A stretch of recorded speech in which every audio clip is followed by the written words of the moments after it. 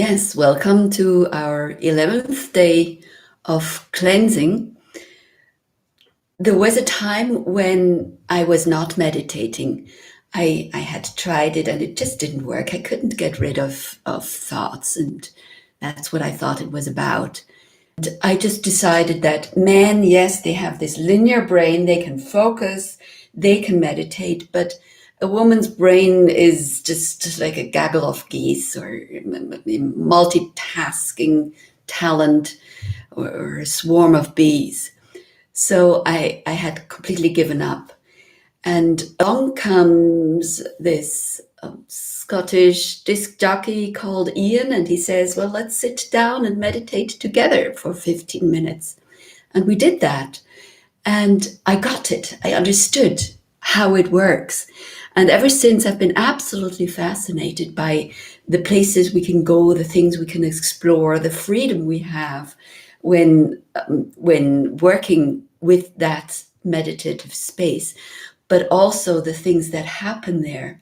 So I have had experiences of actual mind control, really extraordinary experience. So meditating can make you aware of when others are interested in focusing your brain and doing things with your brain, making you do things that you actually don't want. You may have had this experience that you're doing something you actually know you don't want to do it. You know it's not right. It's not typical of you, and you're still doing it. And you can pretty much assume that that would be mind control. Okay, Gebhard is saying, no, somebody else is saying, I keep getting the message to relax and that nothing I do will affect what is going to happen. Relax and enjoy. Well, not, I think that's true in one sense, and in another sense, there's a bigger picture to that where we actually are humongously creative. And once we know how to work this technology, there is immense capability in there, and that's exactly what's being tried. What people are trying to nullify, but we've got no idea how creative, how effective we are, and at the same time, there is something happening here. We are moving into a different era, and that is going to happen no matter what we do. And we have an effect on how we go through it. So relaxing is actually a very good way of dealing with it. It's part of where they say, go into your heart and all will be well. Yes, so I experienced all sorts of things. I went to study with the controlled remote viewers, had those experiences. And then I heard about a pyramid in Palenque in the Yucatan, about how that activates your third eye. And I thought, well, I'll go there. I'll experiment with this. And I went there and I walked up this pyramid. Halfway up, there's an entrance into the pyramid, and you go in, and there's 4 chambers, and each chamber has 2 or 3 steps and a wall, and it's got this pyramid form above that. So the tourists would go there, where they would look in and see there's nothing really to see, and they would walk out again. And I stepped into these 2 steps. I stepped up there. I had my head underneath that pyramid shape, and my third eye would just spin. It was amazing. And my friend who was with me, Nina, she did the same thing, had the same experience. You go in, zzz, you walk out, finished. You go in, zzz, you go out, finished. So I got myself what's called a Nubian copper pyramid, and that helps me focus. A Nubian one is at 72 angles, and it really focuses on the third eye.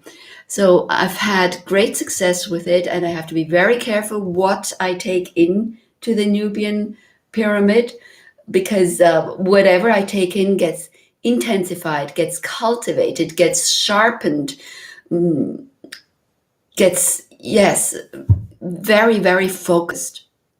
So that's been a fun thing I've been doing, and ever since I absolutely love meditating. So we are not locked into our physical being, but we can expand. So with our meditation of where we go into our heart, into that tiny little space in our heart, we're still sort of locked into our body, and then we go drop into the earth. Now we've freed ourselves from the body, we're connected with the earth, we are still in the earth consciousness grid. Then we fall into the sun, into that very spot in the sun that has that portal there.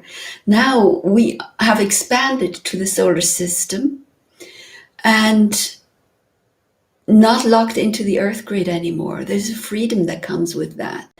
And then we've moved to the galaxy. Wow, there's even difference in time experience there. We are completely free to be there. We have unlocked so much already. Now back to the magic box. The magic box that contains these crystals that the elders speak about. Let's look at that in 2D. Let's assume we are in Flatland. We have a magic box. This is us in Flatland, and all we can see is this. And this is a slice of reality, a slice of our 3D reality. And in this Flatland magic box, there are crystals. Let's see, there's a flat crystal here. There's another flat crystal here. Now, this person in Flatland, cannot open this box unless they break it. They cannot access the crystals. What can we do from a 3D perspective? When I'm in 3D with a one dimension above this, I can take the crystal, take it out of 2D, and put it back somewhere else into this slice of 2D reality. So now it is here. So when we have our magic box in 3D,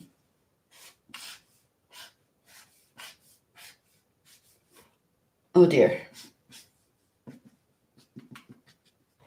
This is our 3D box, and we have crystals in there, 3D crystals.